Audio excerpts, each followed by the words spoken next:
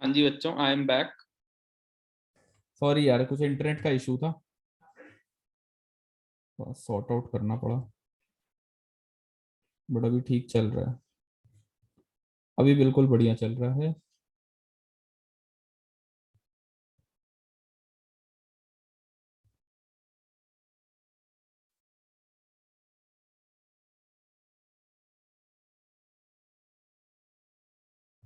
ठीक है, मैंने बोला ऑडिट में अगर ऑडिटर के अंदर इंडिपेंडेंस नहीं है तो ऑडिट नहीं हो सकता।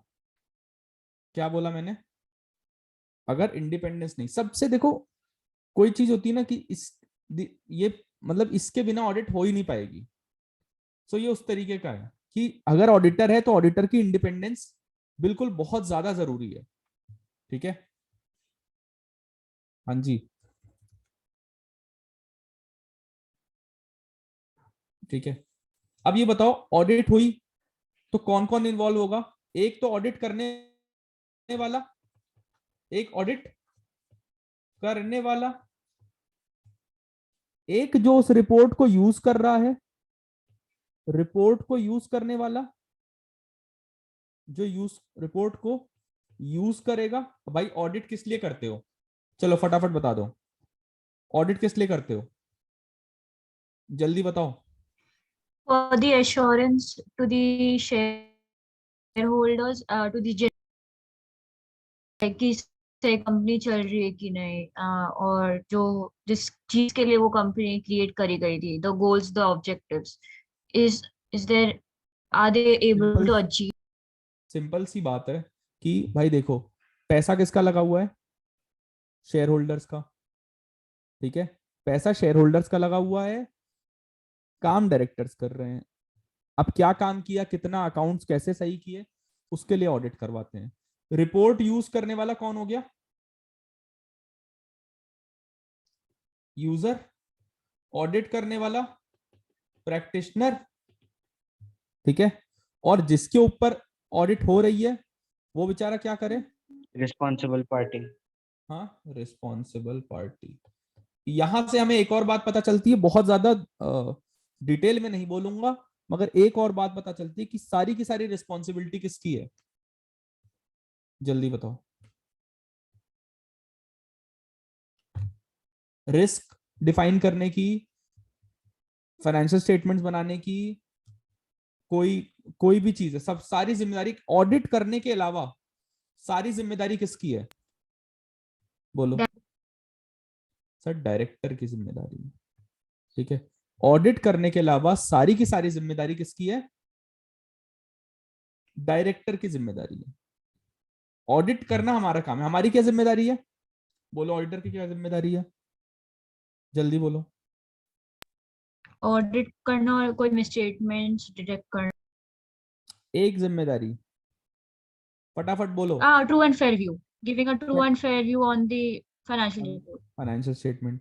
गोपाल, और दूसरी चीज क्या है जिम्मेदारी? गोपाल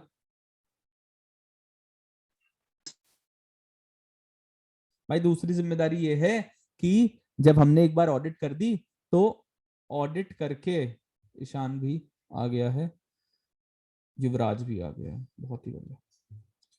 जिम्मेदारी ये है कि भाई ऑडिट कर ली, ऑडिट करने के बाद क्या करना पड़ेगा?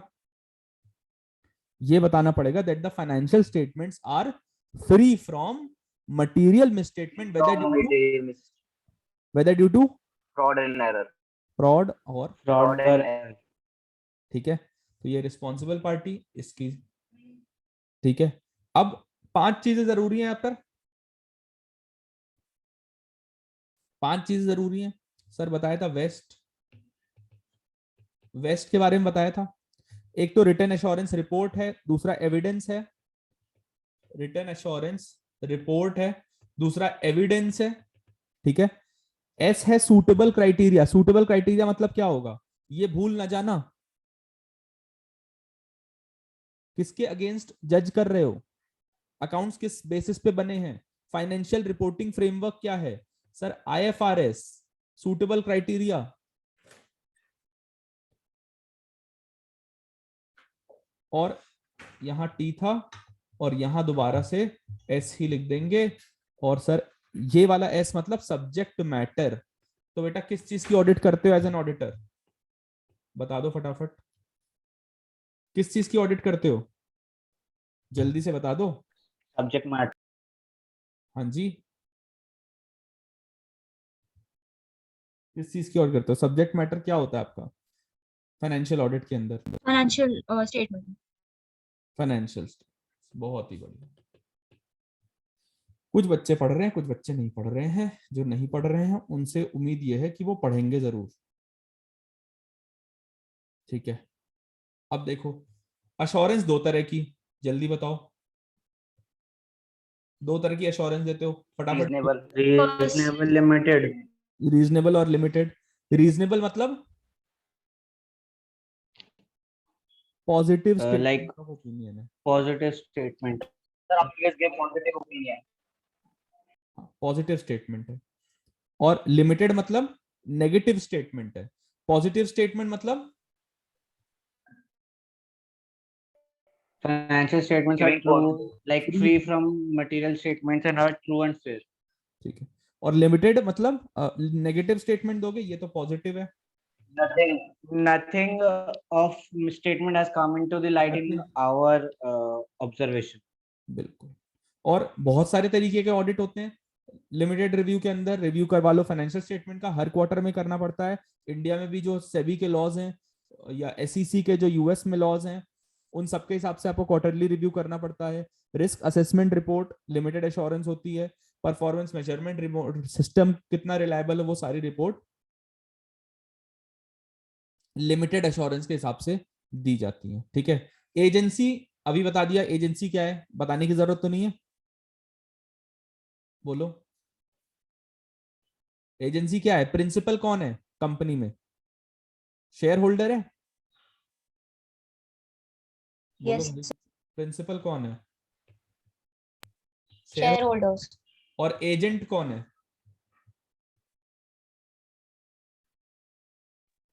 एजेंट कौन है बोलो। Sir, हम लोग Sir, directors. कह रही हम लोग, ये कौन से Sir, school? director. sorry, the auditor, sorry. ये कौन से स्कूल? और ऑडिटर है एजेंट? नहीं Sir, डायरेक्टर director. डायरेक्टर अभी उसने बोल दिया फिर भी डायरेक्टर है एजेंट। एजेंट कौन है? सैलरी दे रहे हो उसको, काम कर रहा है आपके लिए। ठीक है, benefits of audit hired, limitations fired. ठीक है, Yes, sir. ठीक है। अब लोगों को लगता है भाई ऑडिटर जाकर के सब कुछ टेस्ट करता है। क्या ऑडिटर सब कुछ टेस्ट करता है? सर नहीं टेस्ट करता। क्या सारे फ्रॉड एरर डिटेक्ट कर लेगा? सर नहीं कर पाएगा। तीसरा, क्या ऑडिटर कंफर्म करेगा कंपनी गोइंग कंसर्न स्टेटस? ऐसा बिल्कुल नहीं करेगा वो। तीसरा, क्या ऑडिटर फाइनेंशियल स्टेटमेंट प्रिपेयर करेगा? बोलो, क्या auditor No, sir. Financial statement prepare करेगा? सर नहीं Financial करेगा, statements नहीं prepare करेगा. नहीं करेगा। फाइनेंशियल स्टेटमेंट बिल्कुल भी प्रिपेयर नहीं करेगा ऑडिटर। ठीक है, अब सर ये तो चीज हो गई। कौन कौन ऑडिट कर सकता है जल्दी बोलो।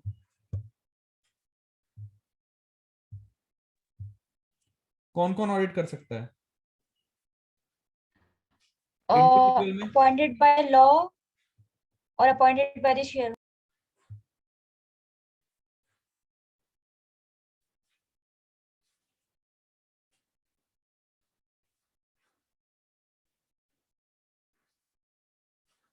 Funded by, Law excluded by. and appointed by shareholders. देखो, इंडिविजुअल किसी रिकॉग्नाइज सुपरवाइजरी बॉडी का मेंबर होना चाहिए, जैसे कि ACCA। ठीक है, दूसरा allowed by the rules, rules उसे अलाउ करें। तीसरा, कोई डायरेक्टली ऑथराइज कर दे। तीसरा कि कोई डायरेक्टली ऑथराइज कर दे, स्टेट ही बोल दे। मतलब डोनाल्ड ट्रम्प तो नहीं, मतलब मोदी जी आकर अगर आपको बोल दे कि भाई तुम जाके ऑडिट कर लो, तो मतलब फिर तुम ऑडिट कर लोगे। Hello Vanchita, welcome to the class. ठीक है, और अगर वहां पर क्या नाम है उनका, बोरिस जॉनसन साहब आपको आके बोल दे कि भाई ये आदमी ऑडिट कर लेगा, तो ये आदमी ऑडिट कर देगा। क्लियर है बात? आज ही बाल कटवाए हैं और आज ही ये हाल बिल्कुल सेट नहीं हो रहे हैं।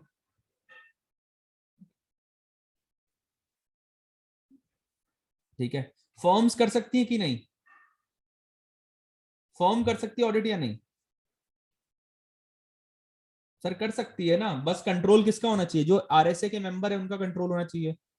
एक्सक्लूड किसको किसको कर रखा है? डायरेक्टर नहीं कर सकता ऑडिट, कोई इंप्लॉय नहीं कर सकता ऑडिट, कोई बिजनेस पार्टनर ऑडिट नहीं कर सकता, इन्हें एक्सक्लूड कर रखा है हमने।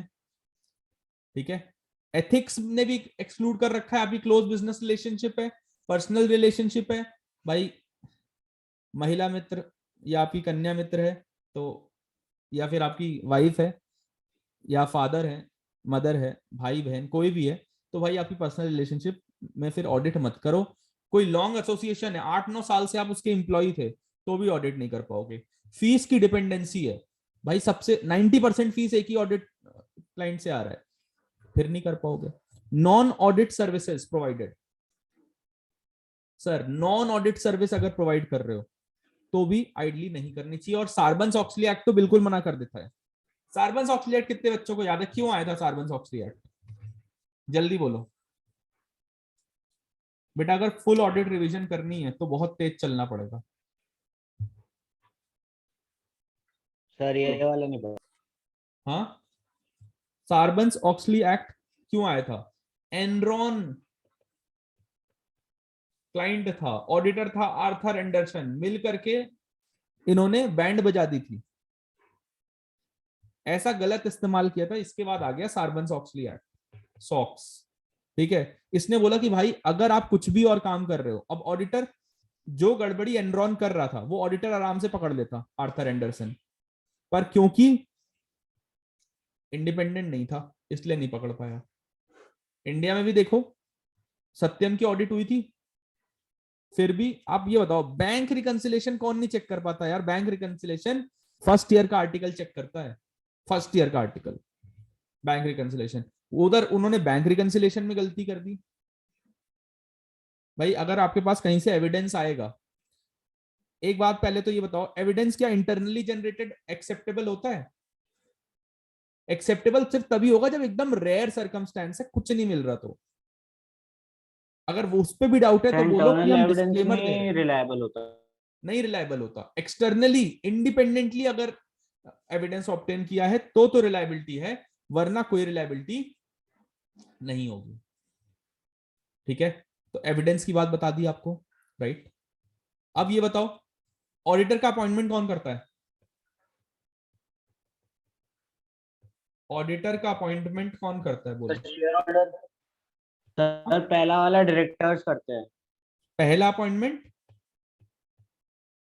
Director, director. Subsequently share holders हर एक एजीएम पर, शेयर होल्डर, और एजीएम टू एजीएम अपॉइंटमेंट होता रहेगा। रिमूवल कौन? अच्छा बीच में अगर कैजुअल वैकेंसी आ गई छोड़ के चला जाए तो, या आपने निकाल दिया तो डायरेक्टर, डायरेक्टर्स कर उस देंगे। टाइम पे डायरेक्टर हम्म, उसके बाद इन्फॉर्म कर देते हैं शेयर होल्डर्स को, अगर उसके बाद उसके इन्फॉर्म बाद कर हो देते रहा है सिक्का। उसके बाद इन्फॉर्म कर देते हैं। ठीक है, रिमूवल कौन कर सकता है? जनरल मीटिंग पे सिंपल मेजॉरिटी से रिमूव हो सकता है। ठीक है, जनरल मीटिंग बुलाओ, ऑडिटर को रिमूव कर दो, या एनुअल जनरल मीटिंग होगी अपने आप रिमूव हो जाएगा।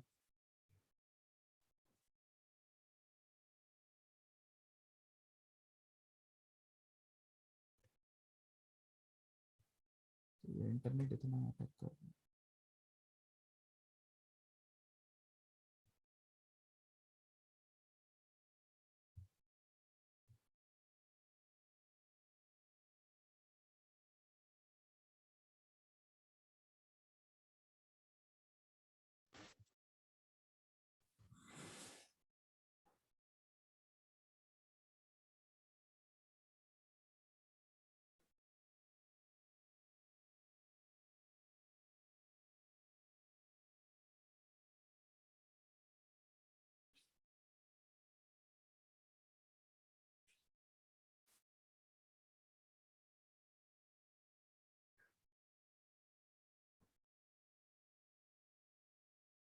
हाँ जी, सॉरी।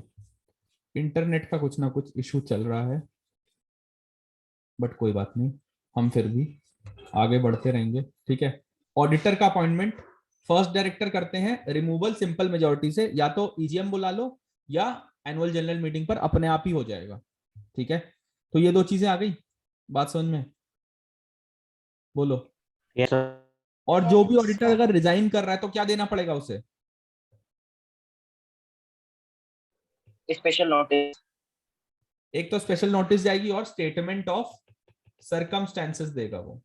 ठीक है, राइट, कि भाई क्या क्या कारण थे जिस वजह से मुझे रिजाइन करना पड़ रहा है, इन लोगों ने परेशान करके रखा था।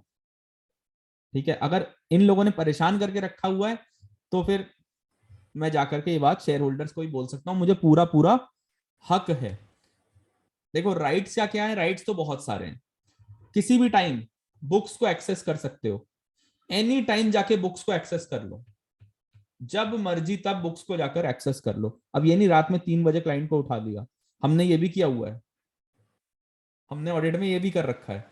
दूसरा, कभी भी क्लाइंट से इंफॉर्मेशन मंगा सकते हो, इंफॉर्मेशन एक्सप्लेनेशन कभी भी मंगा सकते हो। तीसरा, सर नोटिस, कोई भी कंपनी की मीटिंग होगी तो उसकी नोटिस आपको जरूर मिलेगी।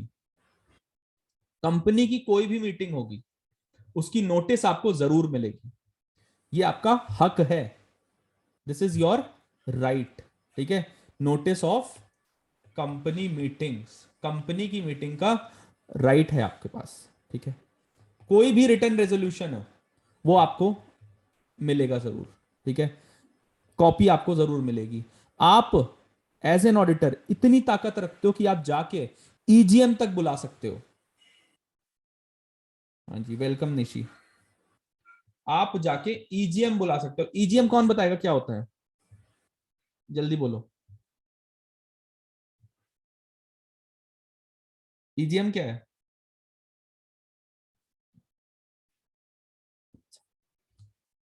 ईजीएम क्या है जल्दी बताओ भाई। Extra ordinary general meeting. GM तो पता है ना, जनरल मीटिंग। जीएम तो पता है ना, general meeting.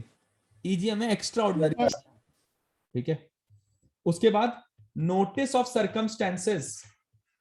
Notice of circumstances आप सर्कुलेट करवा सकते हो, जाके जनरल मीटिंग में बोल भी सकते हो कि ये इन कारणों की वजह से मुझे रिजाइन करना पड़ा, ये लोग जिम्मेदार हैं मेरे रेजिग्नेशन के लिए। उसके बाद आती है बात ड्यूटीज। ड्यूटीज क्या है सर? एक ही ड्यूटी है, report to the members whether the financial statements have been prepared and they give a true and fair view and they are free from material mistake, whether they are free from material misstatements due to fraud or error। Corporate governance का part मैं यहां पर हटा रहा हूं, सिर्फ ये समझ लो 3 चीजें हैं कॉर्पोरेट गवर्नेंस की जो मैं आपको बताना चाहता हूं। एक तो बोर्ड। ठीक है, जनरली बोलते हैं बोर्ड का जो चेयरमैन होना चाहिए वो इंडिपेंडेंट आदमी होना चाहिए। बोर्ड में एनईडी एईडी दोनों होने चाहिए। ठीक है, बोर्ड की रेम्यूनरेशन कौन डिसाइड करेगा? जल्दी बताओ, बोर्ड की रेम्यूनरेशन कहां से डिसाइड होगी? Remuneration committee. रेम्यूनरेशन। Nomination. ठीक है, बोर्ड का अपॉइंटमेंट कौन डिसाइड करेगा? जल्दी बोलो। Nomination committee. Nomination committee. Nomination committee. बहुत ही बढ़िया, बेहतरीन प्रदर्शन बच्चों को। और सर एक और कमेटी है सबसे इंपॉर्टेंट, ऑडिट कौन करवाएगा? Audit Audit committee. committee. Audit. बहुत बढ़िया सर, ऑडिट कमेटी ऑडिट कराएगी और हम ऑडिट पढ़ेंगे। ठीक है, एक और कमेटी होती है बट ज्यादातर इसका काम ऑडिट कमेटी ही कर लेती है। उस कमेटी का नाम है रिस्क कमेटी। Risk committee. कहीं कहीं अलग से होती है और कहीं कहीं ऑडिट कमेटी ही इसका काम कर लेती है। ठीक है, बात समझ में आ गई? अच्छा, ऑडिट कमेटी के अंदर कम से कम एक आदमी जानकार होना चाहिए, किस चीज का? फाइनेंस का, फाइनेंशियल Financial. आदमी कम से कम एक होना चाहिए। 3 इंडिपेंडेंट नॉन एग्जीक्यूटिव डायरेक्टर जरूरी है। ठीक है, ये सब लिखा हुआ है। ये जो कॉर्पोरेट गवर्नेंस है ये कहीं भी कोडिफाइड लॉ नहीं है एक्सेप्ट फॉर सार्बन-ऑक्सली एक्ट। सार्बन-ऑक्सली एक्ट को हटा दो अगर, तो कहीं भी कोडिफाइड लॉ नहीं है। ठीक है, UK GRC corporate governance code, वो भी सिर्फ एक एडवाइज्ड है, that is also not mandated. ठीक है, रिस्क मैनेजमेंट किसकी रिस्पॉन्सिबिलिटी है? कंपनी का रिस्क मैनेजमेंट, बोलो। रिस्क मैनेजमेंट किसकी जिम्मेदारी है? Management. Company. Sir directors, Management. Directors. Directors management जो बोलना है बोल लो, एक ही नाम के बहुत सारे लोग हैं। डायरेक्टर्स या मैनेजमेंट करेंगे कैसे सर? पहले तो आइडेंटिफाई करोगे रिस्क। अभी इसके साथ साथ और एक बड़ी इंपॉर्टेंट बात बताने जा रहा हूं, रिस्क रजिस्टर मेंटेन करोगे। रिस्क रजिस्टर मेंटेन कर लेना, देख लेना हर एक रिस्क को कितनी इंपॉर्टेंट है, और उसके बाद आप 3-4 एक्शन ले सकते हो, या तो मिटिगेट, या टॉलरेट, या फिर अवॉइड, या एक्सेप्ट। इनमें से कुछ भी कर लो रिस्क का, ठीक है। बहुत ज्यादा लग रहा है, मिटिगेट कैसे करते हो? एक एग्जांपल दो रिस्क मिटिगेशन का, एक एग्जांपल दीजिए रिस्क मिटिगेशन का। सर सिंपल एग्जांपल है, बिल्कुल सिंपल।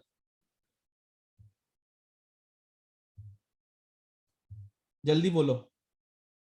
सर मेरी गाड़ी ठुक गई थी आगरा आते टाइम जयपुर से। पता है आप लोग को? नहीं पता? बताया होगा मैंने, किसी ना किसी को बताया होगा, किसी से बात हुई होगी, शायद ईशान से बात हुई होगी। मेरी गाड़ी कार क्रैश हो गई, वो क्या बोलते हैं, नील गाय आके लड़ गई, पर मेरे को एक भी पैसा नहीं देना पड़ा। क्यों? रिस्क मिटिगेट कर रखी थी। कैसे? अभी गाड़ी बन रही है, एक भी पैसा नहीं लगेगा। इंश्योरेंस यार, इंश्योरेंस। स्टॉक जलने का, खत्म होने का रिस्क है, कैसे खत्म करोगे भाई रिस्क को? इंश्योरेंस ले लो ना, Insurance. स्टॉक का इंश्योरेंस ले लो। फसल जलने का रिस्क है, किसान बीमा में चले जाओ ना, मोदी जी ने लगा तो रखा है, किसान बीमा योजना देते तो हैं, तो क्या दिक्कत है? ठीक है। और यहाँ तो यूपी में तो योगी जी हैं, यूपी से तो कोई है नहीं यहाँ पर, यहाँ तो हमारे योगी जी हैं। ठीक है, या तो एक्सेप्ट कर लो, नहीं तो अवॉइड भी कर सकते हो।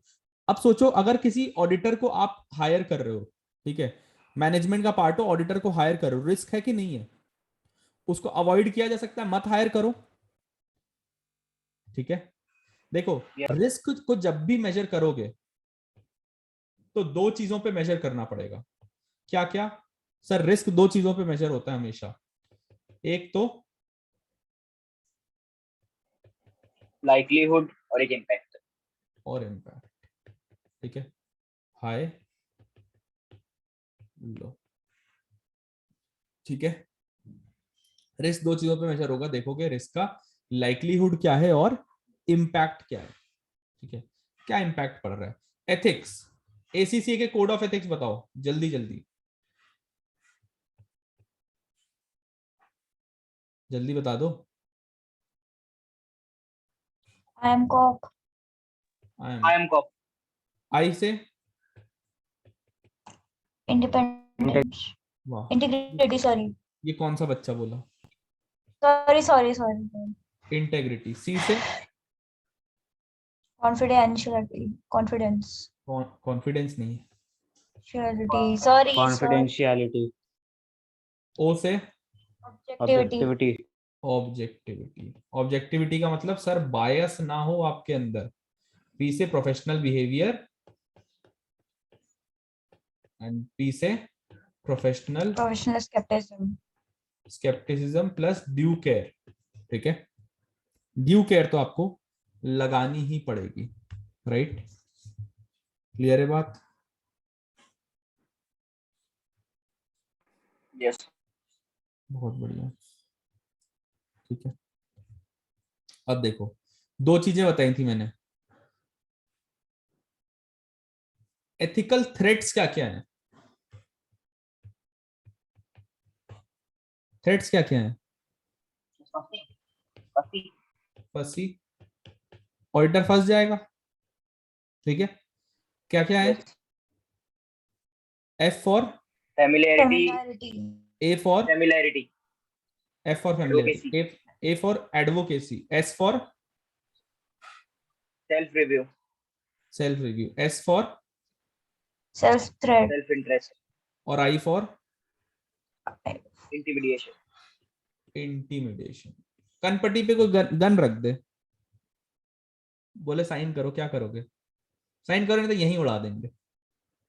बोलो क्या करोगे? साइन करो नहीं तो यहीं उड़ा देंगे, यहीं खत्म कर देंगे। साइन करना पड़ेगा ना, फिर क्या ही कर लोगे, कुछ नहीं कर पाओगे। थ्रेट तो थ्रेट ही है ना। देखो अब इस थ्रेट के सेफगार्ड क्या क्या है। सिजर, SCISRR, सेफगार्ड थ्रेट है, थ्रेट को काटा भी जा सकता है। कैसे सर? सेफगार्ड लगा के, ये थ्रेट्स है, ये सेफगार्ड है। सेफगार्ड का क्या है, जल्दी बताओ। Sir, सिजर, segregation of duties. Segregation of duties, Cease to और act. Ceasing to Cease to act, independent review, Independent. S for Separate teams. Separate teams, Separate teams. R for Review and rotation. Review. और ये rotation. Rotation करते रहो, Rotation. Partners कभी भी same नहीं रहने चाहिए, ठीक है? राइट। देखो दो काम कर सकते हो, या तो थ्रेट को एलिमिनेट कर दो या फिर रिड्यूस कर दो to an acceptable low level, right? तो ये सारी बात हो गई। अब देखो जब भी ऑडिट करना है तो आपको क्या क्या करना है। मैनेजमेंट की इंटेग्रिटी देखो, देखो कोई मनी लॉन्ड्रिंग केस तो नहीं है, रिसोर्सेज आपके पास हैं कि नहीं है, रिस्क क्या है, फीस क्या है, प्रोफेशनल कॉम्पिटेंस, रेप्यूटेशन, क्लाइंट की रेप्यूटेशन कैसी है, pre conditions for an audit, 4 चीजें बताई थी। प्रोफेशनल क्लियरेंस, पुराने ऑडिटर से क्लियरेंस ले लो, और फिर इंडिपेंडेंस एंड ऑब्जेक्टिविटी, ठीक है? क्लियर है बात? Engagement Yes, letter, sir. Engagement letter मतलब करार, वो जो हम में तुम में करार था, करार होगा ना, अग्रीमेंट। एंगेजमेंट लेटर में तो सब कुछ लिखा जाएगा, किसकी क्या जिम्मेदारी है, स्कोप क्या है ऑडिट का, लिमिटेशंस क्या क्या है, ठीक है, इनहेरेंट लिमिटेशंस वगैरह क्या क्या है, ये सब कुछ लिखा जाएगा, ठीक है? प्री कंडीशन, 4 प्री कंडीशंस हैं। पहला Financial reporting framework. Applicable financial reporting. Applicable financial reporting framework, 3M है। मैनेजमेंट अपनी जिम्मेदारी समझता है, मैनेजमेंट अपनी जिम्मेदारी फाइनेंशियल स्टेटमेंट को बनाने को लेकर के, इंटरनल कंट्रोल्स को लेकर के, और तीसरा रिप्रेजेंटेशन लेटर और सारी इंफॉर्मेशन देने को लेकर के मैनेजमेंट की जिम्मेदारी है, ठीक है? अब आती है बात ऑडिट रिस्क। ऑडिट रिस्क के 3 पार्ट हैं, 2 क्लाइंट के और 1 ऑडिटर का। साहब बताओ ऑडिट रिस्क के 3 part. Inherent risk Inherent detection Detection risk Control and और and control risk. control. ठीक है, इनहेरेंट रिस्क, कंट्रोल रिस्क और तीसरा डिटेक्शन रिस्क, ठीक है? ये दोनों क्लाइंट के रिलेटेड है, मैनेजमेंट का की जिम्मेदारी है, और ये वाला ऑडिटर। Auditor. इनहेरेंट रिस्क क्या Auditor. है भाई? कुछ भी Inherent कर लो, पहले से कोई ना starting कोई से by रिस्क तो default risk. रहेगा ही, बाय डिफॉल्ट जो रिस्क है। कंट्रोल रिस्क क्या है कि कंट्रोल है मगर मिसस्टेटमेंट डिटेक्ट नहीं कर पाएंगे, ठीक है? प्रिवेंट या डिटेक्ट दोनों ही नहीं कर पाएंगे। तीसरा डिटेक्शन रिस्क है कि auditor will fail to detect the material misstatement, ठीक है? क्लियर है बात? yes. अब सर मटीरियलिटी दो तरह की मटीरियलिटी होती है, एक ओवरऑल और एक Performance. परफॉर्मेंस मटीरियलिटी, ठीक है? एक ओवरऑल मटीरियलिटी और एक परफॉर्मेंस मटीरियलिटी, ठीक है? मटीरियलिटी कैसे निकालोगे? एक तो साइज देखोगे और नेचर देखोगे। साइज बहुत छोटा सा है पर नेचर बड़ा गंभीर है, नेचर बड़ा सीरियस टाइप का है, तो फिर इसका मतलब क्या करना पड़ेगा सर? मटीरियलिटी नीचे ले जानी पड़ेगी ताकि सैंपल साइज कम रखनी पड़ेगी. बढ़ जाए। जैसे ही मटीरियलिटी नीचे जाएगी सैंपल साइज बढ़ जाएगा, ऑडिटर का काम बढ़ जाएगा, ठीक है? राइट? अब यहां पे वो सारी बातें नहीं बता रहा हूं, 3 चीजें देखोगे, बैलेंसेस मटेरियल है कि नहीं, एग्जाम के अंदर बता रहा हूं 0.5% ऑफ रेवेन्यू ले लेना, 5% ऑफ पीबीटी ले लेना, या फिर 1% ऑफ टोटल एसेट्स ले लेना, ठीक है? ये तीनों चीजें आप लेकर के अपने पास रख लेना। इन तीनों में से जो भी है सबसे कम वो मटेरियलिटी रख देना, ठीक है? ऑडिट के दौरान क्या मटेरियलिटी रीअसेस हो सकती है? बिल्कुल हो सकती है। ऑडिट के दौरान मटेरियलिटी बिल्कुल रीअसेस हो जाएगी। क्यों? कुछ आ गया हमारे नॉलेज में, कुछ गड़बड़ हो रखी है, तो हम क्या करेंगे? अच्छा, अब जब आंसर लिखोगे तो आंसर राइटिंग टिप है आपके लिए, ठीक है। अगर आंसर में हो कि during the course of audit such and such thing happened, आपको मिला होगा ऐसा एक ना एक क्वेश्चन, मिला है, एक क्वेश्चन मिला होगा ऐसा कि during the course of audit such and such thing happened, वहां पे लिख देना कि मटेरियलिटी को रीअसेस करना पड़ेगा, नंबर मिल जाएंगे अच्छे, ठीक है। हर चीज को जोड़ के चलो ना, ऐसा समझो ऑडिट करने बैठे हैं, ठीक है। अच्छा, मैं एक इंडस्ट्री में हूं, कोई और कंपनी दूसरी इंडस्ट्री में, क्या दोनों की ऑडिट मटेरियलिटी सेम होगी? नहीं सर, सबके सर्कमस्टेंसेस अलग है नहीं सर। सर, सबके सर्कमस्टेंसेस अलग अलग है, ठीक है। अच्छा, दो तरह की रिस्क, एक होती है सैम्पलिंग रिस्क, एक होती है सैम्पलिंग रिस्क और दूसरी नॉन सैम्पलिंग रिस्क, ठीक है। एक सैम्पलिंग रिस्क हो गई और एक नॉन सैम्पलिंग रिस्क हो गई। सैम्पलिंग रिस्क मतलब सैंपल के ऊपर भरोसा जो ऑडिटर ने जताया, जिस सैंपल के ऊपर ऑडिटर ने भरोसा जताया, उसके बाद क्या हो गया, वो सैंपल एक्चुअल जो पॉपुलेशन थी उससे अलग निकला, और अगर हम पूरी पॉपुलेशन टेस्ट करते तो शायद हमारा कंक्लूजन अलग होता। ये है मेरी सैंपलिंग रिस्क, कि मैं अगर पूरी पॉपुलेशन टेस्ट करता तो मेरा कंक्लूजन अलग होता, अभी मेरा कंक्लूजन अलग है, ठीक है। बात क्लियर है?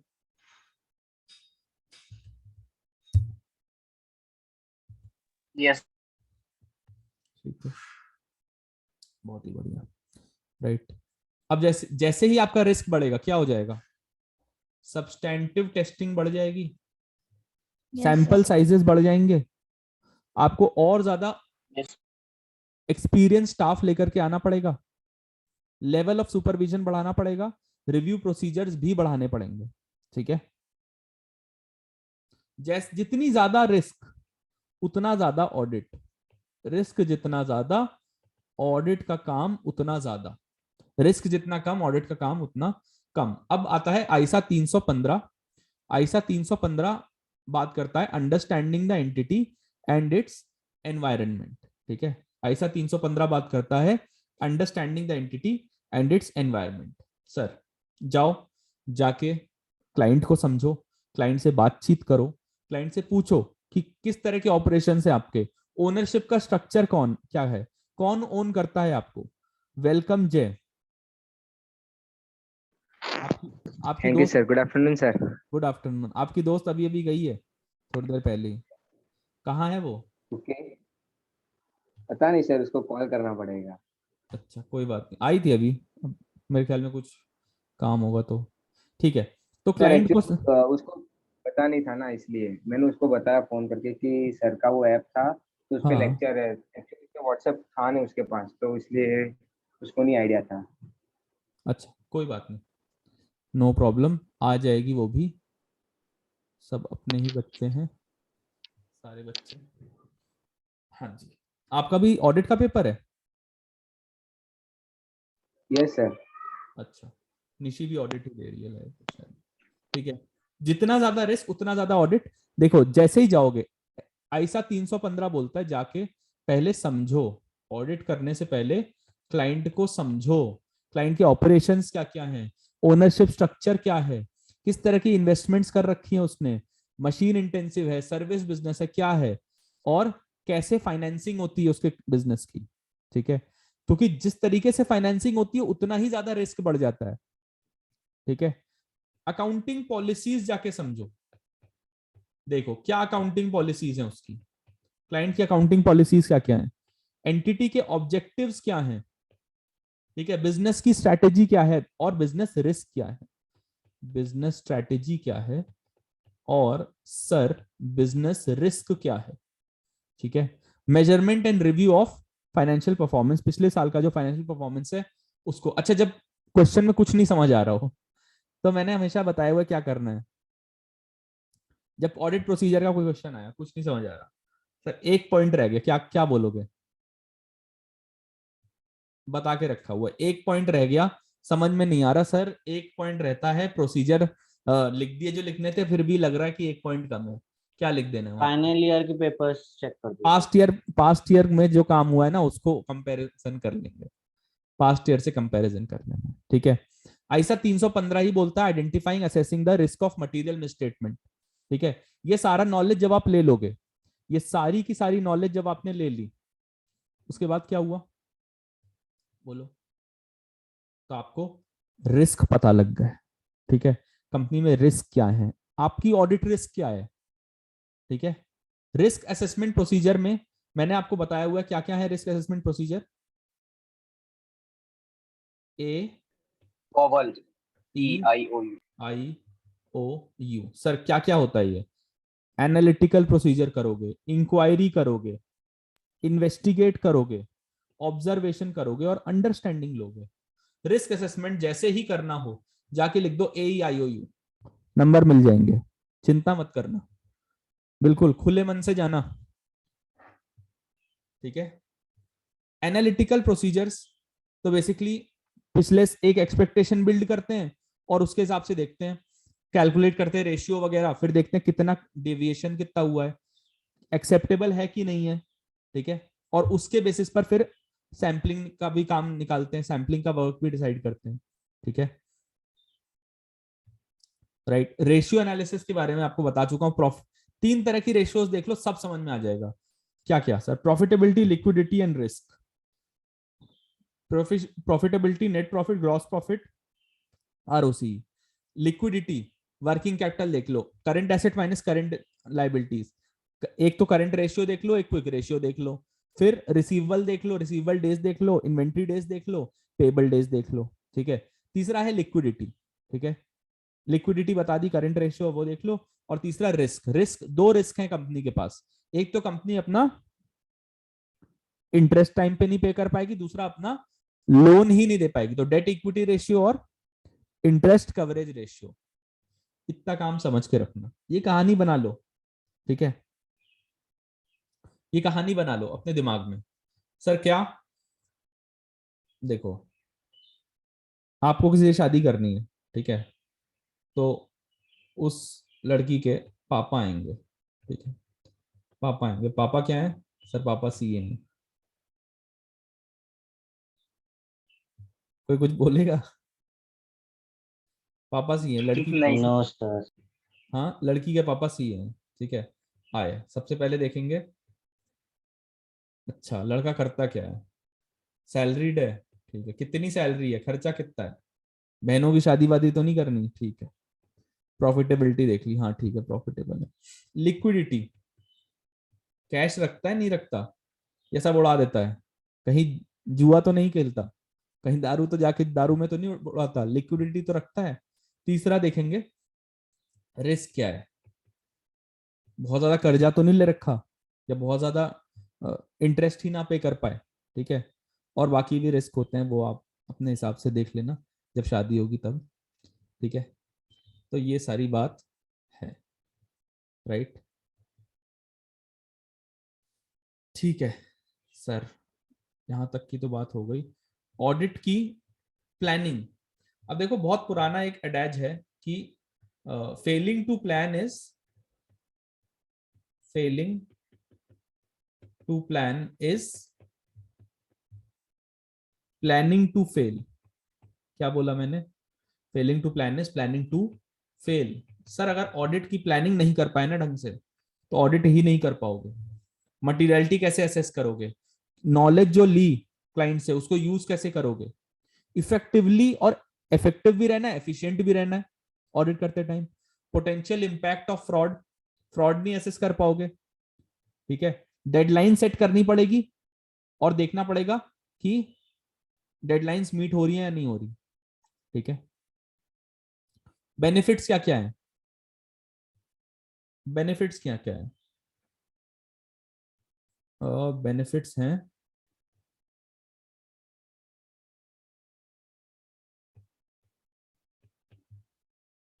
रैप्चर। सर रैप्चर मतलब पहला तो रिस्क रिडक्शन हो जाता है, ठीक है, प्लानिंग करने से, राइट। अटेंशन दे दी जाती है two important areas, attention two important areas, ठीक है। पोटेंशियल प्रॉब्लम्स आइडेंटिफाई हो जाती हैं, पोटेंशियल प्रॉब्लम्स आइडेंटिफाई हो जाएंगी, क्या क्या प्रॉब्लम है। जब आपने प्लानिंग करी, आप जाके नॉलेज लेकर आए, तो आपकी कुछ जो भी दिक्कतें होंगी वो आपको पहले ही पता लग जाएंगी, ठीक है। देन जो ऑडिट एंगेजमेंट है वो पता चल जाएगा, वो ऑर्गेनाइज हो जाएगा and it will be managed, ठीक है। So audit engagement, the audit engagement will be more organized, and ज्यादा अच्छी तरह से मैनेज्ड होगा। वर्क प्रॉपरली असाइन हो जाएगा, प्रॉपरली असाइन हो जाएगा काम टीम को, किसको क्या करना है। अभी एकदम फर्स्ट ईयर आर्टिकल आया, ठीक है, आपने उसको इन्वेंट्री पकड़ा दी, एक तो बच्चे को कुछ समझ में नहीं आएगा, सर ये इनपुट टैक्स का ही लफड़ा नहीं, सबसे बड़ी चीज तो इनपुट टैक्स का ही लफड़ा नहीं समझ आ रहा। आपने बेचारा फर्स्ट ईयर में आया था, आपने उसको इन्वेंट्री पकड़ा दी है। और लास्टली आपका आर फॉर रिपोर्टिंग बढ़िया हो जाएगी प्लानिंग करने से, रिपोर्टिंग रिस्पॉन्सिबिलिटीज, ठीक है, रिपोर्टिंग रिस्पॉन्सिबिलिटीज, राइट। अब सर अगली बात, audit strategy and the plan, right. देखो प्लानिंग में क्या है, सबसे पहले आपको एस्टैब्लिश करनी है, establish overall audit strategy, develop audit plan, and then start audit procedures। जो भी प्रोसीजर है उनको शुरू कर दोगे। अब सर प्रोसीजर कहां से आते हैं, मैं हर क्लास में बताता हूं। अगर आपको प्रोसीजर समझने हैं तो आपको क्या समझना पड़ेगा, बोलो। प्रोसीजर समझने हैं तो असर्शंस समझने पड़ेंगे। क्या क्या होते हैं असर्शंस, अगर ऑडिट प्रोसीजर समझने तो असर्शन समझने पड़ेंगे। कौन से असर्शन है, जल्दी बोलो। Preciseness, occurrence, occurrence, completeness, valuation, presentation, valuation, presentation, existence, right and existence, obligation. rights and obligations। तो बेटा जैसे ही ये समझ में आएंगे, जैसे ही ये समझ में आएंगे, इसके रिलेटेड प्रोसीजर भी समझ में आने लगेंगे। जैसे एक्यूरेसी देखनी है तो क्या करोगे, कंप्लीटनेस देखनी है तो क्या करोगे, एक्यूरेसी देखनी है तो क्या है सर, सबका सम टोटल कर लेंगे भाई, सम टोटल करोगे ना और देखोगे टोटल सही लगाए कि नहीं लगाए हैं, एक्यूरेसी पता लग जाएगी। कंप्लीटनेस देखनी है तो टेस्ट करोगे कि, सर इसमें एक और है, बोलो। Cut off. Cut of inventory और रेवेन्यू, ये दोनों चीजों के लिए होता है। कट ऑफ इन्वेंट्री और रेवेन्यू के लिए होता है। सर अगर अकरेंस देखनी है तो कोई ट्रांजैक्शन अकर हुई है कि नहीं, क्या फिक्स्ड एसेट की जाके अकरेंस देखते हो, सर कोई प्रकट थोड़ी होता है फिक्स्ड एसेट, फिक्स्ड एसेट तो खरीदा जाता है, ट्रांजैक्शन की अकरेंस होती है। तो चेक करोगे इनवॉइस हुई है कि नहीं हुई है, पीओ बना था कि नहीं बना था, ठीक है। वैल्यूएशन देखनी है, गाड़ी की वैल्यूएशन, इंश्योरेंस बेस्ट प्लेस है इंश्योरेंस, ठीक है, राइट। 2 मिनट का समय दीजिए, मैं भी जरा पानी पी लूं और फिर दोबारा से आप बने रहिएगा, आते हैं।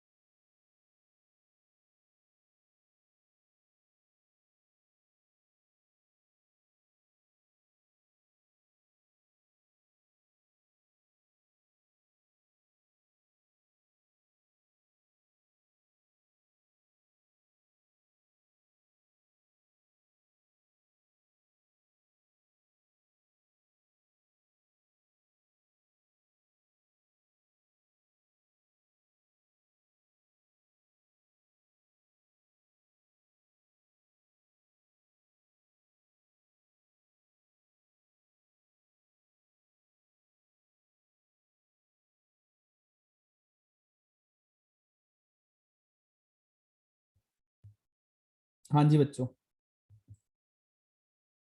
ठीक है।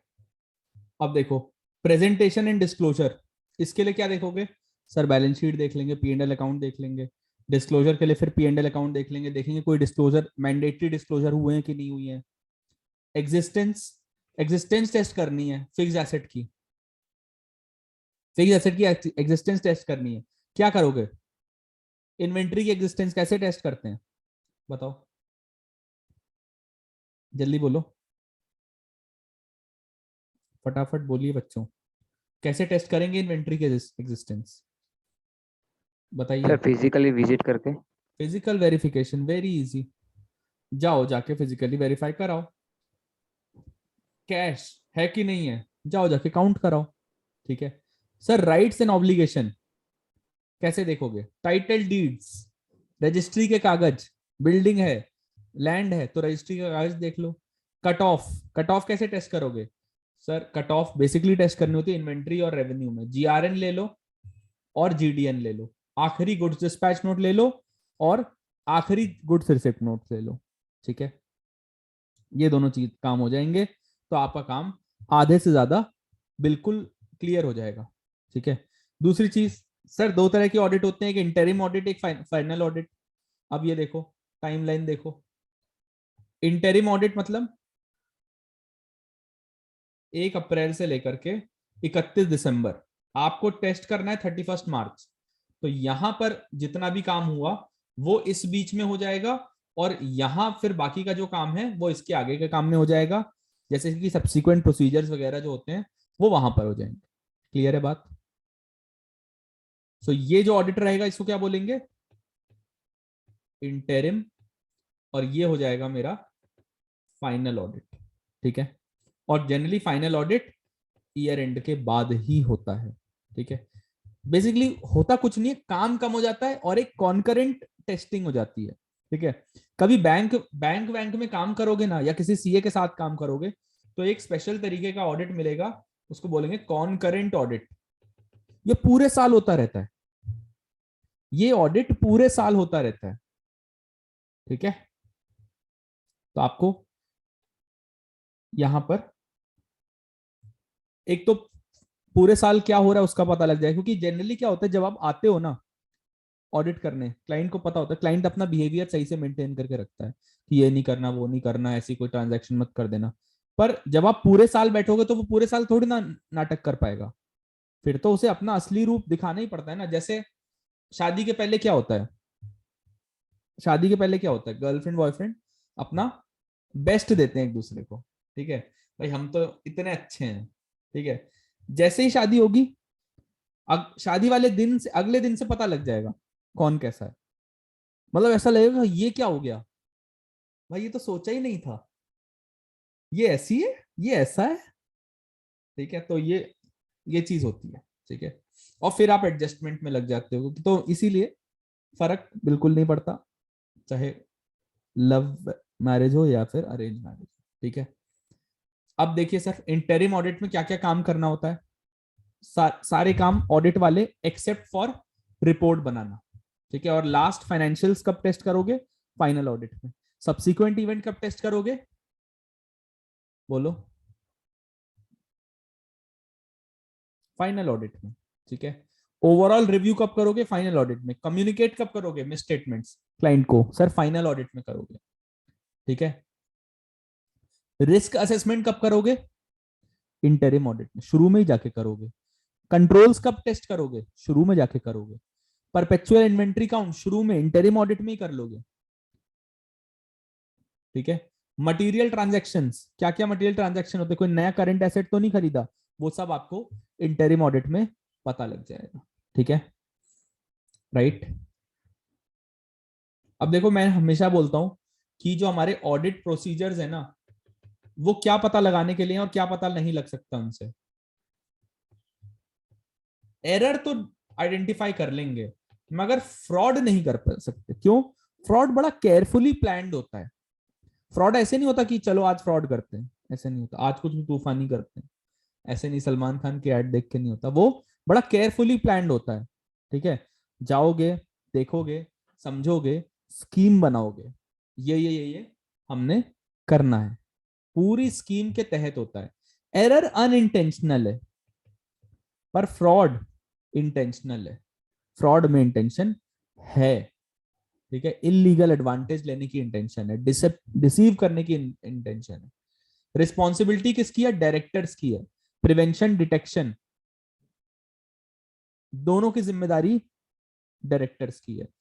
ऑडिटर की क्या जिम्मेदारी है? ऑब्टेन रीजनेबल एश्योरेंस कि financial statements are free from material misstatement whether due to cause और फ्रॉड और एरर, फ्रॉड या एरर से दूर है, ठीक है, ये जिम्मेदारी है।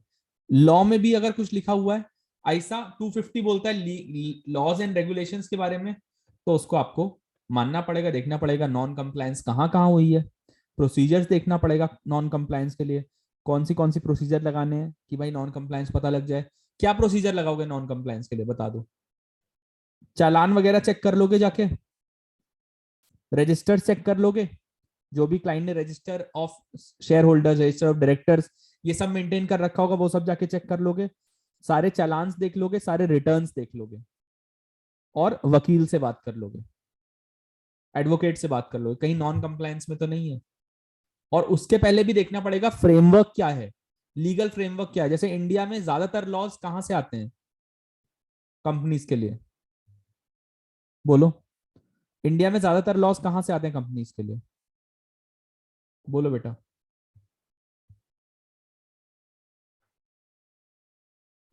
बताओ, ज्यादातर लॉज सर आते हैं हमारे कंपनीज एक्ट से, ठीक है।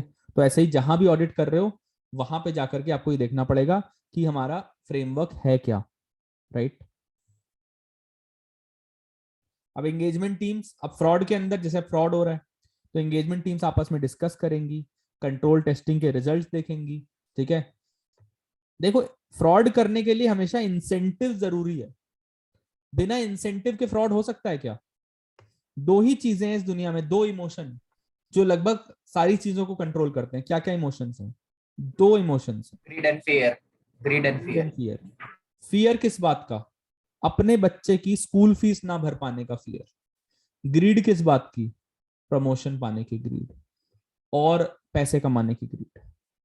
इन्हीं सारी चीजों की वजह से देखो, घर पे फियर होगा, ठीक है, कोई शादी है घर पे, बेटी की शादी है, इंसेंटिव है कि नहीं है फ्रॉड करने का?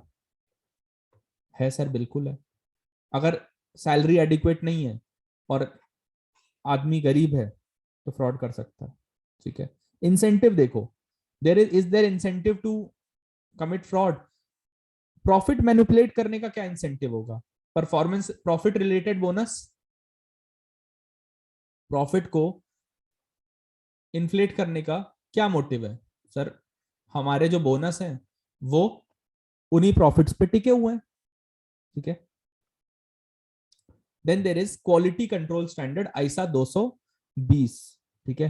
तो दो चीजें बोलता है, एक तो प्रोफेशनल स्टैंडर्ड्स के साथ में कंप्लाई कर लो, आईसा 220 कहता है, एक तो प्रोफेशनल स्टैंडर्ड्स के साथ में कंप्लाई करना, प्रोफेशनल स्टैंडर्ड्स की बात करता है। दूसरा बोलता है रिपोर्ट्स अप्रोप्रिएट होनी चाहिए, जो सर्कमस्टेंसेस है उसके हिसाब से अप्रोप्रिएट होनी चाहिए रिपोर्ट्स, ठीक है।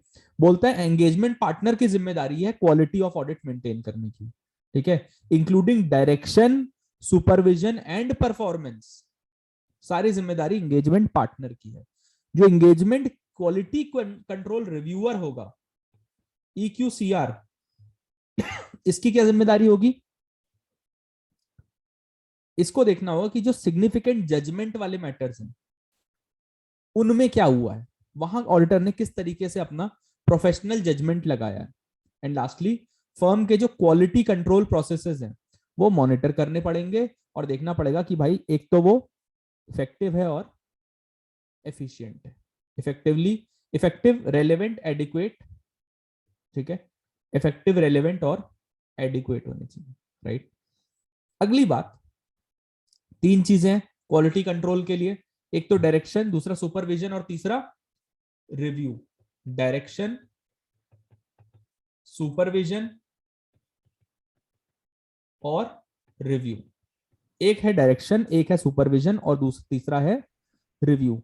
डायरेक्शन मतलब सबको बता देना किसका क्या काम है, बिजनेस में रिस्क क्या है और ऑडिट में रिस्क क्या है, ये सब बता दिया। सुपरवाइज, क्या क्या काम किसने कितना कितना कर दिया, और क्या टीम कॉम्पिटेंट है, क्वालिफिकेशन है, क्या एक्सपीरियंस है। ठीक है, ये सारा है सुपरविजन का काम। कोई मैटर ऐसा तो नहीं जिसमें कंसल्टेशन रेस करनी है। एक्सटर्नल कंसल्टेशन, जब हम ऑडिट करते थे तो हम क्या करते थे, जैसे हमारी ऑडिट ऑडिट डिपार्टमेंट है पीडब्ल्यूसी में, ऑडिट डिपार्टमेंट, और पीडब्ल्यूसी का ही एक टैक्स डिपार्टमेंट है। तो टैक्स के लिए कोई कंसल्टेशन चाहिए, आईएफआरएस का अलग डिपार्टमेंट है, आईएफआरएस अगर आ रहा है तो क्या आईएफआरएस के लिए कोई कंसल्टेशन रेस करनी है, ये भी आपने देखना पड़ेगा। ठीक है, तो ये सुपरविजन का पार्ट आएगा। डायरेक्शन में सबको सबके काम बता दिए, ठीक है, रिस्क बता दी, काम बता दिए, रिस्क बता दी, ऑडिट रिस्क बता दी। ठीक है, सुपरविजन में प्रोग्रेस ट्रैक करोगे, सिग्निफिकेंट कोई मैटर आएगा तो उसको एड्रेस करना है, right, and then matters for consultation. Lastly review, ठीक है, checking the audit work to ensure कि काम जो भी हुआ है प्रोफेशनल स्टैंडर्ड्स के हिसाब से हुआ है। दूसरा, कंसल्टेशन चाहिए थी तो हमने ले ली है।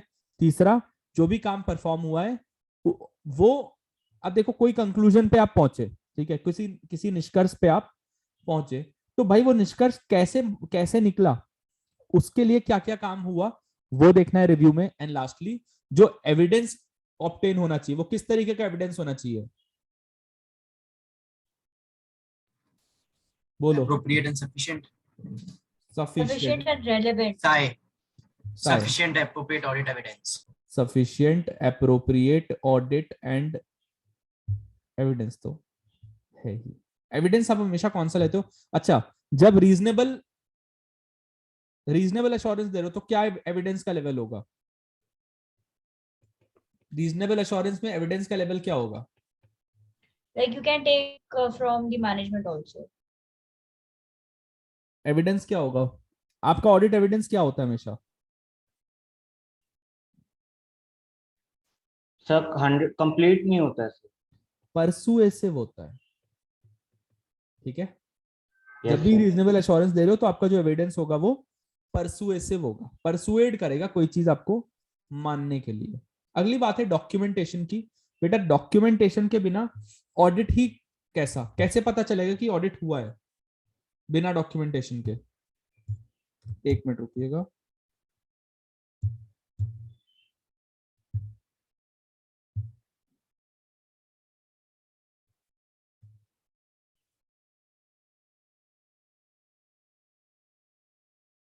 एक सेकेंड, बस एक मिनट का समय दीजिए मुझे।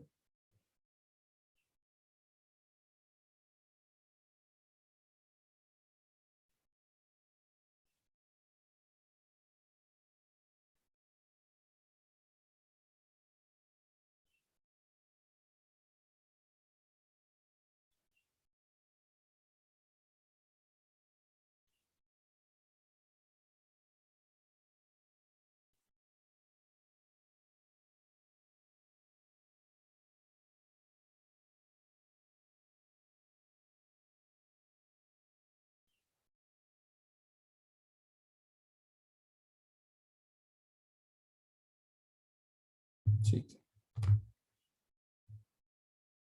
ठीक है, तो आपका जो भी एविडेंस होगा वो परसुएसिव होगा। डॉक्यूमेंटेशन, क्या काम किया, क्या एविडेंस लिया, हर चीज की डॉक्यूमेंटेशन होगी। वर्किंग पेपर्स आपके जो वर्किंग पेपर्स होंगे वो क्या होंगे, सफिशिएंटली कंप्लीट होने चाहिए और डिटेल में सब कुछ बताना चाहिए क्या काम किया। जब हम डॉक्यूमेंट करते थे, एक डॉक्यूमेंटेशन सॉफ्टवेयर होता था, उस सॉफ्टवेयर का नाम होता था माई क्लाइंट। पहले माई क्लाइंट यूज करते थे और फिर ऑरा पर आ गए थे। इसके अंदर पता है एकदम आइसा बाय आइसा वाइज प्रोसीजर लिखे रहते थे, और प्रोसीजर को हम जिस भी क्लाइंट पे जा रहे हैं उसके हिसाब से मॉडिफाई कर देते थे कि हमको ये करना है, हमने ये किया और ये करना है, उसके बाद जाकर भी मॉडिफाई करना है कि हमने किया क्या, एक्चुअली क्या किया। ठीक है, तो वो दोनों चीजें ही हमको करनी है। सारा काम डॉक्यूमेंट करके रखते थे, क्या एविडेंस ऑब्टेन किया, रिटन रिप्रेजेंटेशन बहुत इंपॉर्टेंट होती है, रिटन रिप्रेजेंटेशन वो भी आपने लेकर के क्लाइंट से बहुत सारे रिटर्न रिप्रेजेंटेशन लेते हो, थर्ड पार्टी, डेटर, क्रेडिटर, इन सबसे कॉन्फर्मेशंस, रिटर्न रिप्रेजेंटेशन के साथ में कॉन्फर्मेशन, 1 मिनट देना मुझे।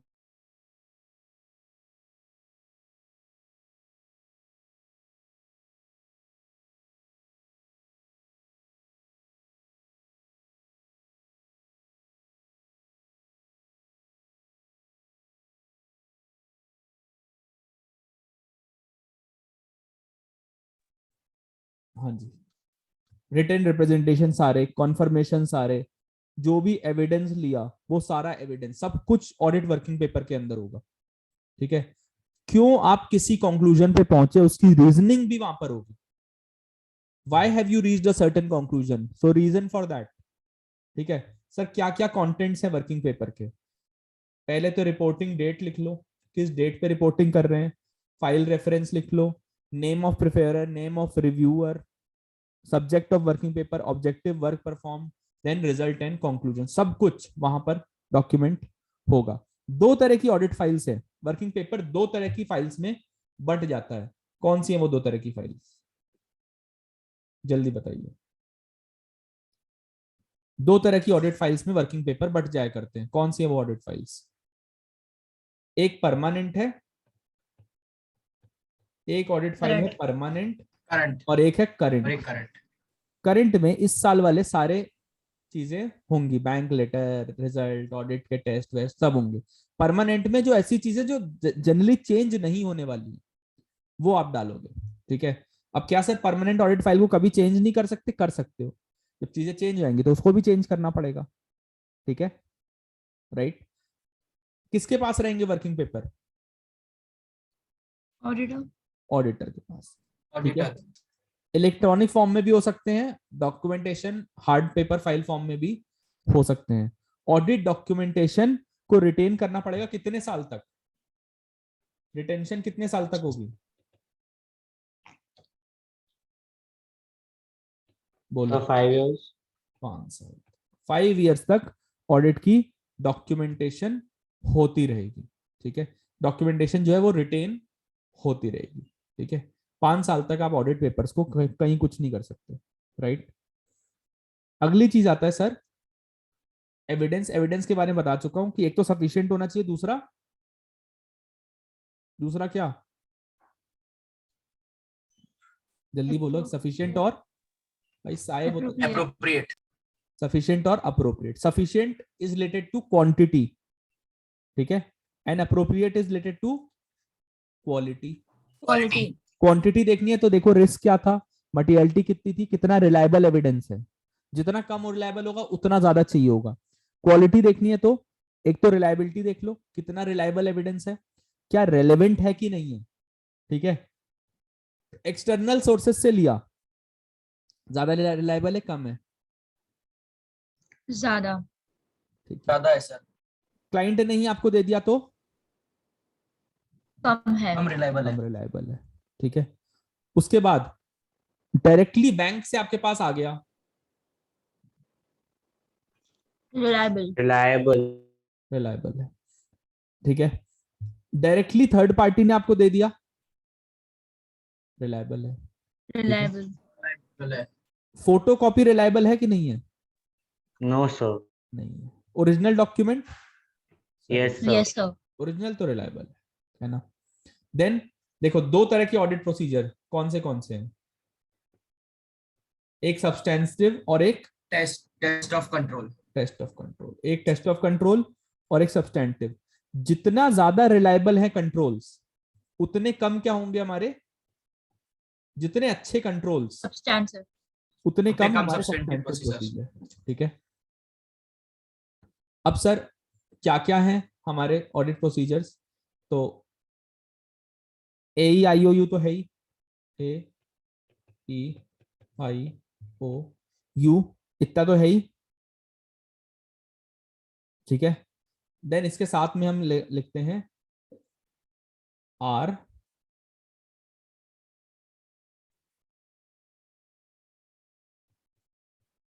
IPE, इसके साथ में लिखते हैं राई। तो एक तो AEIOU है, analytical procedures, inquiry, inspection, observation और अंडरस्टैंडिंग, ठीक है। राइप मतलब एक तो रीपरफॉर्मेंस, ठीक है, रीपरफॉर्मेंस, रिकैलकुलेशन, ठीक है।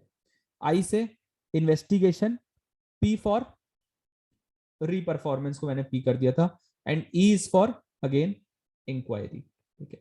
तो AIOU प्लस राइट, इतने हमारे ऑडिट प्रोसीजर्स हैं, राइट। इंस्पेक्शन कर लोगे तो डायरेक्ट एविडेंस मिल जाएगा, ठीक है। जितना ज्यादा फिजिकली ऑडिट करोगे उतना डायरेक्ट एविडेंस मिलेगा।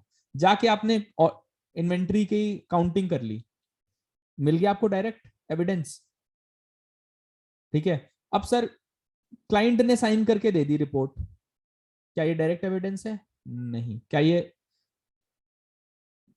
ज्यादा रिलायबल है? नहीं। अजर्शंस के बारे में बता चुका हूं आपको। अब दो तरह की कंप्यूटर एडेड टेक्निक होती है, टेस्ट डेटा है और एक ऑडिट सॉफ्टवेयर है।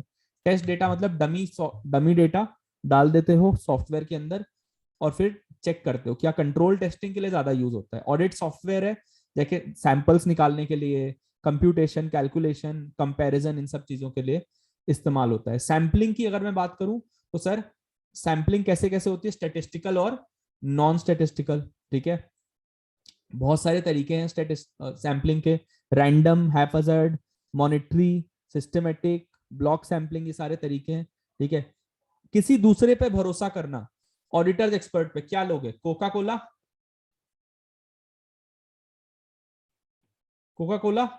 और Yes, sir. Independence. Sir Coca Cola क्या है? Competence, capability, capability. ठीक है। और साथ में देखोगे इंडिपेंडेंट होना चाहिए, ऑब्जेक्टिविटी होनी चाहिए, ठीक है, राइट। अग्री कर लोगे क्या क्या नेचर, स्कोप है, ऑब्जेक्टिव है, रोल्स रिस्पॉन्सिबिलिटीज क्या क्या है, नेचर, टाइमिंग, एक्सटेंट, उसको भी अग्री कर लोगे। क्या जरूरत है कॉन्फिडेंशियलिटी रखने की, ठीक है, उसको भी जाकर के अग्री कर लोगे। इवैल्यूएट करना होगा तो रेलेवेंस और रीजनेबलनेस देख लोगे, और फाइंडिंग, अजम्पशन, और फिर relevance, completeness and accuracy of source data. कितना एक्यूरेट था सोर्स डेटा, उसी के ऊपर ऑडिटर के एक्सपर्ट का भी काम डिपेंड करेगा। इंटरनल ऑडिटर भी यूज कर सकते हो, काम करा सकते हो, पर सारी जिम्मेदारी उसको नहीं दे सकते हो। कहीं भी जो जहां क्या दो चीजें, एक तो जहां पर सिग्निफिकेंट जजमेंट लगना हो, ठीक है, और जहां बहुत ज्यादा रिस्क हो, वहां पर इंटरनल ऑडिटर के आदमी से काम नहीं कराना। पहला जहां पर सिग्निफिकेंट जजमेंट लगना हो, दूसरा जहां पर बहुत ज्यादा रिस्क हो, वहां आपको इंटरनल ऑडिटर के आदमी से काम नहीं करवाना, ठीक है। अच्छा, लॉ ही प्रोहिबिट कर दे तो फिर तो वैसे भी नहीं करना, ठीक है। और क्या क्या काम करवाओगे वो TCWG को बता देना है, ठीक है। एक्सेसिवली उसका यूज नहीं करना, ये नहीं कि अपने चलेगा और पूरी उन्हीं की टीम को इस्तेमाल कर रहे हो, ठीक है। और मैनेजमेंट का कोई इंटरवेंशन नहीं होना चाहिए, ठीक है। तो ये सारी बातें हैं। सर्विस ऑर्गेनाइजेशन बता दिया, दो तरह की रिपोर्ट्स आती हैं, एक टाइप 1 और एक टाइप 2, बताई थी ये चीज। देखो, यस सर। अगर टाइप 1 रिपोर्ट sir. दे देता है सर, अगर टाइप 1 रिपोर्ट दे देता है तो फिर क्या होगा? बोलेगा कि क्या क्या इंटरनल कंट्रोल लगे। कंट्रोल्स क्या क्या है, but it will not give you complete assurance. Assurance. अगर टाइप 1 नहीं देता, सीधा बोल देता कि कंट्रोल्स काम ही नहीं करते, तो फिर टाइप 2 लेने की जरूरत ही नहीं है। टाइप 1 बता देगा कंट्रोल्स हैं, फिर टाइप 2 लेनी पड़ेगी, ठीक है। टाइप 1 दे दी तो अगर एक्सपेक्टेड है कि कंट्रोल्स हैं और ऑपरेट कर रहे हैं इफेक्टिवली, तो टाइप 2 रिपोर्ट ले लो। अगर टाइप 1 में ही बोल दिया सर कंट्रोल्स है ही नहीं, तो क्या करोगे? फिर तो टाइप 2 लेने का कोई फायदा नहीं है ना। अगर हैं और इफेक्टिवली ऑपरेट कर रहे हैं तो ही टाइप 2 लेना, ठीक है। तो ये सारी बातें थी। बाकी आपको प्रोसेसेस वगैरह याद होंगे। अच्छा, क्राइम करके एक चीज होती है कंट्रोल के ऊपर, ये क्राइम करके एक चीज होती है। क्राइम क्या होता है?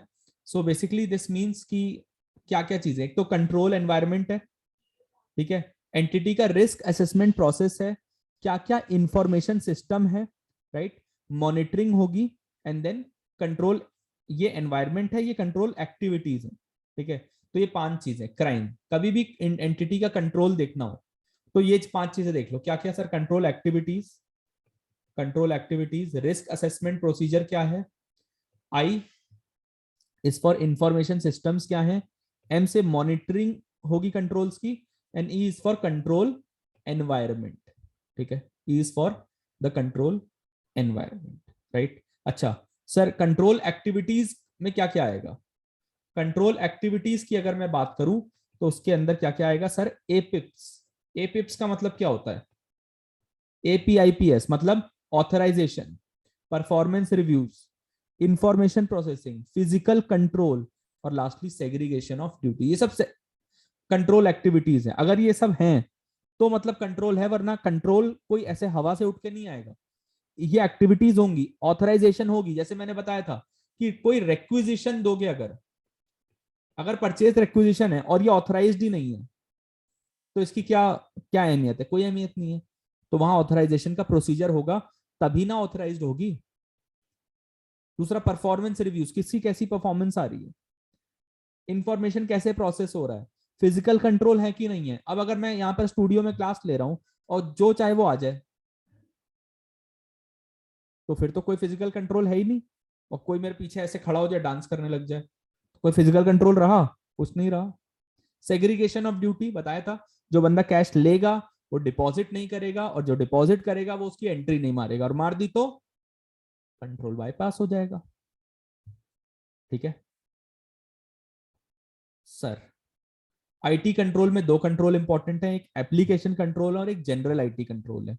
Application control built into the system होते हैं, सिस्टम के अंदर ही बिल्ट रहते हैं। जनरल आईटी कंट्रोल्स पॉलिसीज या प्रोसीजर्स होती हैं। ठीक है, चलिए सर। अच्छा, आईसीक्यू, आईसीक्यू क्या होता है? इंटरनल कंट्रोल क्वेश्चन है। ठीक है, और ICE is internal control inquiries. ठीक है, आईसीक्यू के अंदर यस नो वाले आंसर्स होते हैं, हाँ ना, tick tick cross, tick cross, tick cross. क्या ये वाला कंट्रोल है? Yes no. क्या ऐसा ऐसा करते हो? Yes no. आईसीई के अंदर, इंटरनल कंट्रोल इंक्वायरी के अंदर पूछोगे कि सर क्या क्या कंट्रोल्स हैं, क्या क्या करते हो, कंट्रोल प्रोसीजर क्या है, एसओपीज लोगे। एसओपी क्या होता है? स्टैंडर्ड ऑपरेटिंग प्रोसीजर, इसको बोलते हैं एसओपी। किसी भी कंपनी में जाओगे वहां एसओपी जरूर बने होते हैं। अच्छी कंपनी में जाओगे तो, छोटी मोटी ऐसे मतलब छोटी सी कंपनी में जाओगे तो नहीं, बट अदरवाइज। बाय सिरी, बाय सिरी। Until next time. बहुत बहुत धन्यवाद। कभी भी चालू हो जाना। ये आर्टिफिशियल इंटेलिजेंस नहीं है, ये आर्टिफिशियल स्टूपिडिटी है, मुझे तो ऐसा ही लगता है। ठीक है, असिस्टेंट के नाम पे खैर क्या ही बोल रहा है। तो आईसीक्यू और आईसीई की बात समझ में आ गई। नैरेटिव नोट्स हैं, ऑर्गेनाइज, बहुत सारे तरीके हैं कि पूरे सिस्टम के फ्लोज को कैसे डॉक्यूमेंट किया जाए। नैरेटिव नोट से कर सकते हो, पूरी पूरी नरेशन लिखो। ठीक है, पूरी पूरी नरेशन लिखो। ऑर्गेनाइजेशन चार्ट बनाओ, इंटरनल कंट्रोल क्वेश्चनर या इंक्वायरी लो और फ्लो चार्ट्स वगैरह बनाओगे।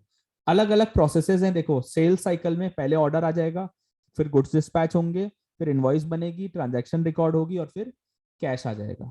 ठीक है, ऑर्डर आने के लिए ऑर्डर का ऑथराइज होना जरूरी है। गुड्स डिस्पैच तभी होगा जब ऑर्डर ऑथराइज्ड होगा। इनवॉइस तभी जाएगी जब गुड्स डिस्पैच एक बार हो जाएंगे। ट्रांजैक्शन रिकॉर्ड कब होगी? जब आपके पास इनवॉइस भी आ जाएगी, और लास्टली फिर आपका कैश रिसीव हो जाएगा। परचेज साइकिल के अंदर ऑर्डर प्लेस किया आपने, परचेज साइकिल में ऑर्डर प्लेस कब होगा? रिक्विजिशन आएगा तब ऑर्डर प्लेस होगा। पीओ कब बनेगा? PO will always be on the basis of requisition. फिर इनवॉइस रिसीव होगा, ट्रांजैक्शन रिकॉर्ड होंगी किताबों में, और फिर कैश पेमेंट होगा। फिर पेरोल सिस्टम है, तो sir payroll system clock cards होगा, इनपुट होगा। जैसे हम लोग का भी log in log out time होता है, वैसे ही है। जैसे आप लोग का अटेंडेंस का टाइम होता है, आप लोग जा करके बायोमेट्रिक लगाते हो। आप कभी अपने टीचर्स को देखो एमिटी के अंदर या जहाँ भी, वो लोग ना जा करके बायोमेट्रिक लगाते हैं शाम को। ठीक है, तो वो पेरोल सिस्टम का एक तरीका है, और उसी के बेसिस पर आप आए नहीं आए, हम लोग लॉग इन लॉग आउट करते हैं, उसके बेसिस पर हमारी सैलरी कैलकुलेट होती है। ठीक है, हाँ जी। फिर कैश, कैश तो बड़ा ही सिंपल है सर, पेमेंट रिक्वेस्ट कर दो, पेमेंट आ गई, ऑथराइज हो गई, अगर देनी है तो भी तो खुद ऑथराइज कर दोगे, रिसिप्ट हो गई तो रिकॉर्ड कर लोगे, सिंपल है। इन्वेंट्री गुड्स आई जीआरएन बन जाएगा, ठीक है। गुड्स गई जीडीएन बन जाएगा। जीआरएन जीडीएन क्या है? गुड्स रिसिप्ट नोट्स और गुड्स डिस्पैच नोट्स, ठीक है। कोई भी मूवमेंट हुआ तो वो लेजर में और इन्वेंट्री कार्ड्स में पोस्ट हो जाएगा, राइट सर। अब कम्युनिकेशन क्या क्या करेंगे इंटरनल कंट्रोल की। सो एक्सटर्नल ऑडिटर तो रिस्पॉन्सिबल है ही नहीं, ठीक है, ना इम्प्लीमेंटेशन के लिए, ना रिपोर्टिंग के लिए, या ना मेंटेन करने के लिए, बट उसे असेस करनी पड़ेगी इफेक्टिवनेस ऑफ इंटरनल कंट्रोल। कोई सिग्निफिकेंट डेफिशिएंसी है तो वो अपनी रिपोर्ट में जाकर के डाल सकता है, या फिर सिर्फ टीसीडब्ल्यूजी को बता देगा और उसका काम खत्म हो जाएगा, ठीक है। और जनरली मैनेजमेंट का लेटर होगा या रिपोर्ट होगा, जो कि सबसे पहले एक कवरिंग लेटर होगा जिसमें लिखा होगा कि भाई only covers deficiencies identified during audit work for sole use of the company. ये किसी को बाहर नहीं मिलेगा, इट्स एन इंटरनल डॉक्यूमेंट, ठीक है। क्या अपेंडिक्स में क्या क्या डेफिशिएंसीज थी, कॉन्सिक्वेंसेस क्या हुए, रिकमेंडेशन क्या दे रहा है, एंड मैनेजमेंट क्या रिस्पॉन्स दे रहा है। हर बार जब भी ऑडिटर कोई भी सजेस्ट करेगा ना, तो उसके ऊपर मैनेजमेंट का रिस्पॉन्स। और जब अगले साल आओगे ऑडिट करने, अभी आपने ऐसे करके बना के दे दिया कि सर हम ये रेकमेंड कर रहे हैं, अगले साल जब उस कंपनी में ऑडिट करने जाओगे दोबारा से, तो आपको क्या करना पड़ेगा, देखना पड़ेगा मैनेजमेंट ने रिस्पॉन्स क्या डाला है उसका, ठीक है। जैसे मैं भी लास्ट टाइम जब डेप्यूटी मैनेजर था जिस कंपनी में, वहां पे ऑडिट होती थी, तो पहले वो हमसे ये पूछते थे कि पिछली बार ये कमियां निकाली थी, अब बताओ इसका किया क्या आपने, ठीक है। तो हमें बता के देना होता था। अगर कुछ कर दिया है तो ठीक है, नहीं तो गोलमोल जवाब दे करके छोड़ देते थे हम भी, क्या ही करेंगे, है ना। ठीक है, इंटरनल ऑडिट के बारे में काफी बातें ऑलरेडी हो चुकी हैं। बहुत सारे अलग अलग तरह के ऑडिट्स होते हैं। प्रोसीजर के बारे में बता चुका हूं सर। इन्वेंट्री क्या प्रोसीजर होंगे, सारे प्रोसीजर प्रीवियस ईयर के वर्किंग पेपर देख लो, क्लाइंट ने क्या बोला है काउंट के लिए, आइडेंटिफाई कर लो क्या क्या प्रॉब्लम एरियाज हैं।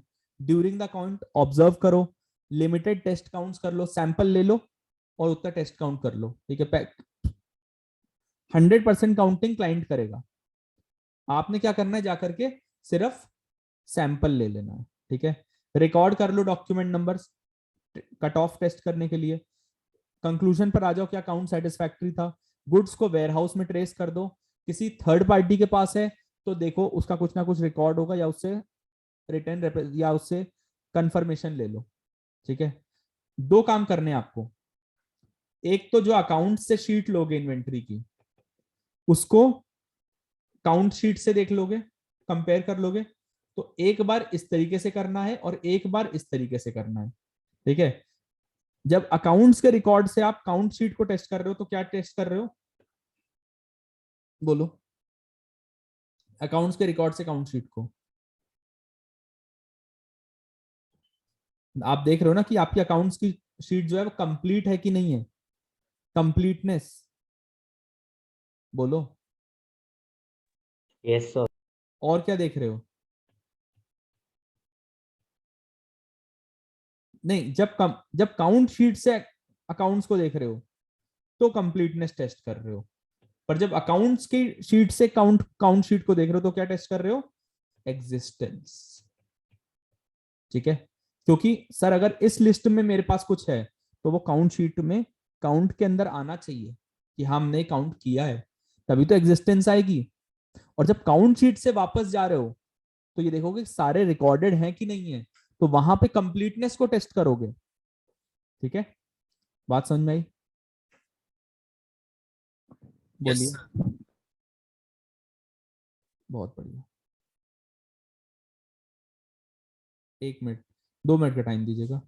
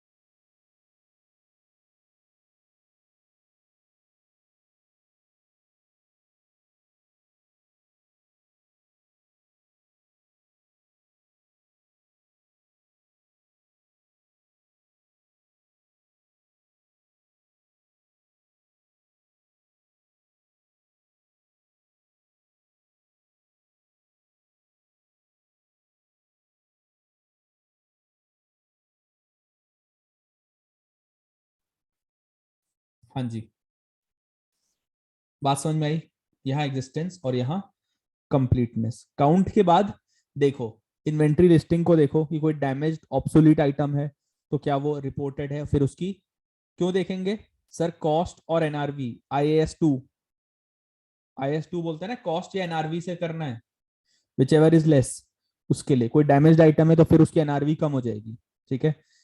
इन्वेंट्री की लिस्टिंग को ले लो, जीआरएन और जीडीएन से कंपेयर कर लो, ठीक है। क्या जीडीएन वही है, लास्ट गुड्स के बाद कुछ मूवमेंट तो नहीं हुई है, ठीक है। काउंट शीट लोगे, ठीक है, और उसको इंश्योर करोगे क्वांटिटीज चेंज तो नहीं हुई है, ठीक है, आइटम्स जो भी हैं। कैलकुलेट करोगे इन्वेंट्री डेज रेशियो, इंस्पेक्ट करोगे एज्ड इन्वेंट्री, परचेज इनवॉइस को देखोगे ताकि कॉस्ट पता लग जाए, इस इन्वेंट्री कॉस्ट क्या है, क्योंकि एक पूरा प्रोफॉर्मा बनाना पड़ेगा वैल्यूएशन के लिए, इन्वेंट्री को वैल्यू करने के लिए, तो वहां परचेज कॉस्ट लोगे। फिर कंजम्पशन लोगे, opening stock minus closing stock, तो कंजम्पशन आ जाएगा आपका। फिर देखोगे कंजम्पशन से आउटपुट रेशियो कितना है, ठीक है। पोस्ट ईयर एंड इनवॉइसेस देखोगे, ठीक है, ताकि वेरीफाई हो जाए एनआरवी, कोई चीज थी, ठीक है, अब उसका कोई पेमेंट ही नहीं करने को तैयार है, तो एनआरवी तो देखनी पड़ेगी ना, राइट। फिर ओवरहेड्स को के कैलकुलेशन को रिव्यू कर लोगे, ताकि क्योंकि भाई जो भी आपकी इन्वेंट्री है, इन्वेंट्री में क्या क्या आएगा, एक तो मटेरियल कॉस्ट आएगी, प्लस उसमें जो आपने ओवरहेड्स लगाए WIP, उसकी वैल्यूएशन करनी पड़ेगी। 3 तरह की इन्वेंट्री होती है, रॉ मटेरियल, WIP और फिनिश गुड्स, ठीक है। रॉ मटेरियल की तो सीधा सीधा परचेज कॉस्ट से पता लग जाएगा, WIP में ओवरहेड्स इंक्लूडेड होंगे, और फिनिश गुड्स के अंदर भी फिर फाइनल कॉस्ट ऑफ सेल्स जाकर के आप निकालोगे, ठीक है। लाइबिलिटीज के लिए एक तो एजिंग ले लो, ठीक है, पेबल्स की लिस्टिंग ले लो, इंस्पेक्ट कर लो परचेज इनवॉइस वगैरह कि ये सप्लायर है भी कि नहीं है, ऑब्टेन करो सप्लायर सप्लीमेंट रिकंसिलेशंस ले लो, ठीक है, डायरेक्ट कॉन्फर्मेशन ले लो सप्लायर से। देखो सप्लायर कभी भी आपको कन्फर्मेशन देने में दिक्कत नहीं देगा, क्यों, क्योंकि वो तो चाहता ही है कि आप पूछो उससे कितना पैसा बाकी है। भाई किसी का पैसा बाकी है और आप पूछो हाँ भाई तुम्हारा कितना पैसा बाकी है, तो उसे क्या लगेगा कि हाँ यार शायद ये आदमी पैसे देगा, है ना, उसको यही तो लगेगा, ठीक है। इंस्पेक्ट करो जीआरएन्स को for before the year end, ताकि इंश्योर कर पाओ कंप्लीटनेस को। फिर एक्रूअल प्रोसीजर देख लो, and then loans and overdraft के प्रोसीजर देख लो। एक्रूअल देख लो, लोन्स एंड ओवरड्राफ्ट। एक्रूअल मतलब देखो 2 तरह के एक्रूअल है, एक्सपेंस एक्रूअल और इनकम एक्रूअल। तो एक्सपेंस में क्या होगा, पेरोल वगैरह जो सैलरी आउटस्टैंडिंग होगी, ठीक है। इनकम एक्रूअल में सर कोई इंटरेस्ट एक्रू हो चुका है, कोई काम आपने किया था जिसका पैसा नहीं आया है, वो सब एक्रूअल का आ जाएगा पार्ट, ठीक है। लोन्स एंड ओवरड्राफ्ट में लाइबिलिटीज वाले ही प्रोसीजर आ जाएंगे। बैंक स्टेटमेंट्स वगैरह देख लोगे, ओडी वगैरह है तो बैंक से आ जाएगा उसका भी कि सर ये इतनी इतनी आपकी ओडी है। ओडी के साथ में एक और चीज आती है बैंक गारंटी, ओडी के साथ में आपकी बैंक गारंटी भी आती है। तो जो हम लोग ओडी बैंक से मंगाते थे ना कि सर बताओ इनकी क्या क्या पेबल है, तो वो बैंक गारंटीज दे देता कि ये गारंटीज हमने दे रखी है, बैंक गारंटी। तो बैंक गारंटी में क्या होता है, this is form of contingent liability, ठीक है। तो बैंक गारंटी से पता लग जाता है सर कंटिंजेंट लाइबिलिटी कितनी है आपकी, ठीक है। Bank and cash again very very easy. Tangible non current asset जाके फिजिकली इंस्पेक्ट कर लो, टाइटल डीड्स देख लो, डॉक्यूमेंट्स वगैरह देख लो, डेप्रिसिएशन को रीपरफॉर्म कर लो, राइट।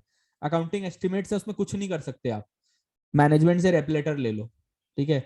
देख लो मैनेजमेंट जो कह रहा है कहीं वो बिल्कुल ही फालतू की बात तो नहीं कर रहा, ठीक है। मैनेजमेंट अगर कोई बात कह रहा है तो ऐसा भी हो सकता है ना कि भाई बिना सिर पैर की बात कर रहा हो, कुछ भी ले रहा हो, आर्बिट्रेरली कुछ भी कर रहा हो, तो वो देख लो कि वो नहीं है, कम से कोई रीजनेबल बेसिस होना चाहिए हर एक एस्टिमेट का।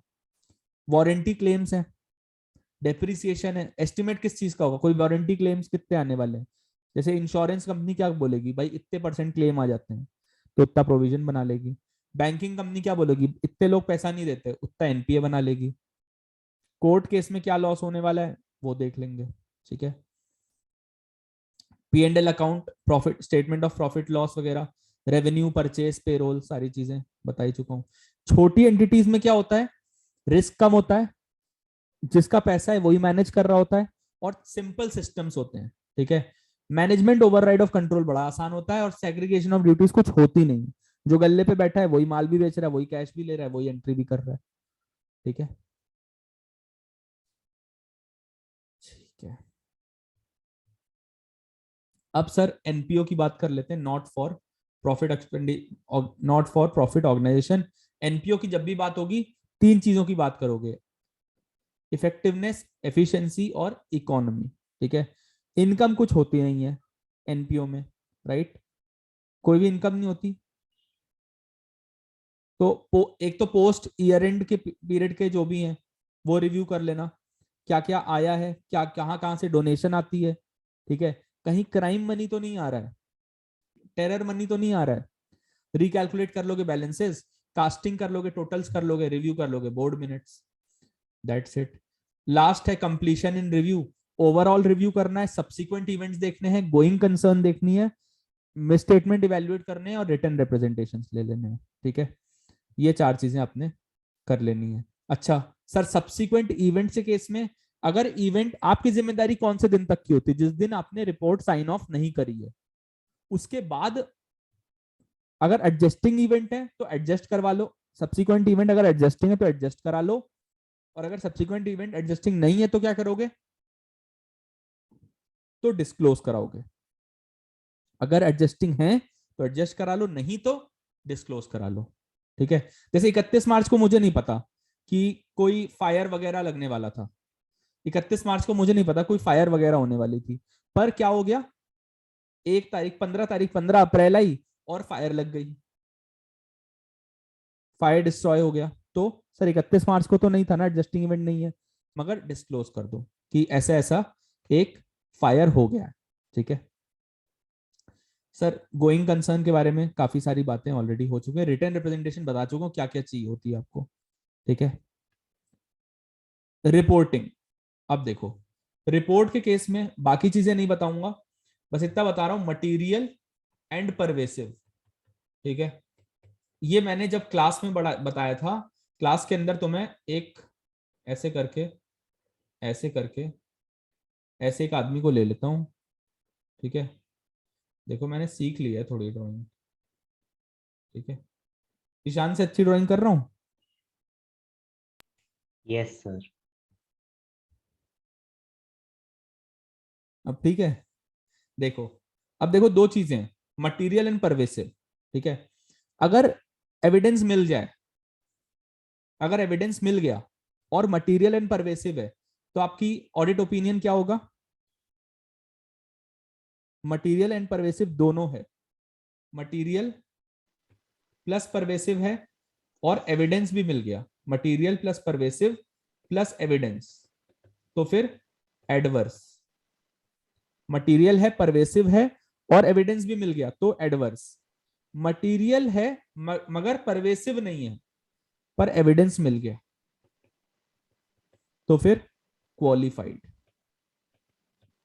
ठीक है, मटेरियल है, परवेसिव है, परवेसिव नहीं है मगर एविडेंस भी नहीं मिला, तो फिर से qualified, qualified opinion.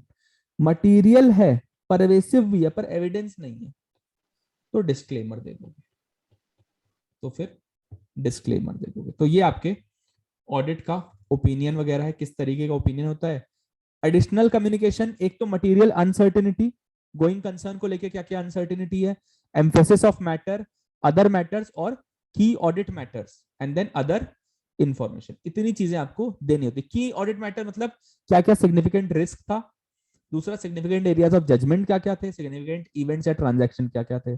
Other matter मतलब ऐसा मैटर जिसे आप चाहते हो कि जो यूजर है उसका ध्यान इसकी तरफ आकर्षित हो। एम्फेसिस ऑफ मैटर मतलब कि यूजर का अटेंशन देना है टू अ नोट, जो डिस्क्लोजर दे रखा है ना फाइनेंशियल स्टेटमेंट, तो यूजर क्या करेगा, पीएनएल बैलेंस शीट देखेगा, देखेगा कि रेवेन्यू सही जा रहा है, सब कुछ सही जा रहा है, प्रोविजनिंग ले रखी है, ठीक है पैसा लगा देता हूं, पर आप चाहते हो कि डिस्क्लोजर में कुछ दे रखा है उसे वो पढ़े, तो उसे एम्फेसिस ऑफ मैटर पैराग्राफ में डालोगे। ठीक है, अदर इंफॉर्मेशन फिर कुछ भी हो सकता है, बट ये देखना कि जो आपने अंडरस्टैंडिंग ली है ये उससे मिलता जुलता हो, मेल खाता हुआ हो। ठीक है, तो वो अदर इंफॉर्मेशन में आ जाएगा।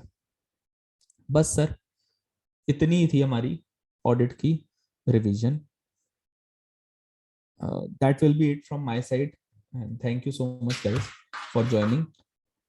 क्वेश्चंस आप लोग जरूर करें, क्वेश्चन नहीं करेंगे तो कुछ भी समझ में नहीं आएगा. चाहे जितनी भी मैंने कोशिश ये करी कि प्रैक्टिकली आप लोग को बताऊं कि ऑडिट करते टाइम करते क्या हो. ठीक है. अच्छा, ये बनाने का मेरा रीजन क्या है, ये बनाने का रीजन क्या है, मटेरियल परवेसिव का मतलब क्या है. मटेरियल है पर परवेसिव नहीं है. जैसे मान लो कैंसर, हाथ में कैंसर है, ठीक है, हाथ में कैंसर है, मटेरियल है पर परवेसिव नहीं है, और टेस्ट में आ भी रहा है तो बोलेगा इलाज करवाओ, फिर तो एडवर्स. मटेरियल है मगर परवेसिव, मटेरियल भी है, मान लो पैंक्रियाज में कैंसर है, मटेरियल भी है परवेसिव भी है, कुछ हुआ ना पूरी बॉडी में फैल जाएगा. मटेरियल भी है, परवेसिव भी है, और एविडेंस भी है, बोलेगा एडवर्स है. मटेरियल है, परवेसिव नहीं है तो क्वालिफाइड. ठीक है, बोलेगा बस इतना कटवा लो और बाकी सब चकाचक. पर परवेसिव है और एविडेंस भी है, एविडेंस नहीं है तो फिर सर डिस्क्लेमर देना पड़ेगा. फिर वो बोलेगा भाई मैं पक्का नहीं बता सकता, मैं डिस्क्लेमर दे रहा हूं कि मेरे बताने से कुछ नहीं होगा, आपको जाके देखना पड़ेगा, आपको करवा के देखनी पड़ेगी, ऑपरेशन सर्जरी करवा के देखनी पड़ेगी, तो डिस्क्लेमर दे देगा. ठीक है, right.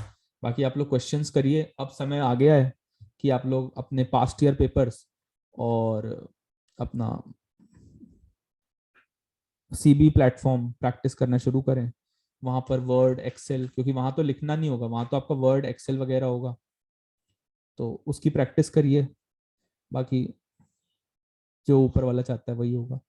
Thank you so much everyone for joining. मुझे लगा था टाइम ज्यादा लग जाएगा बट लगा नहीं इतना time. So that's it from my side.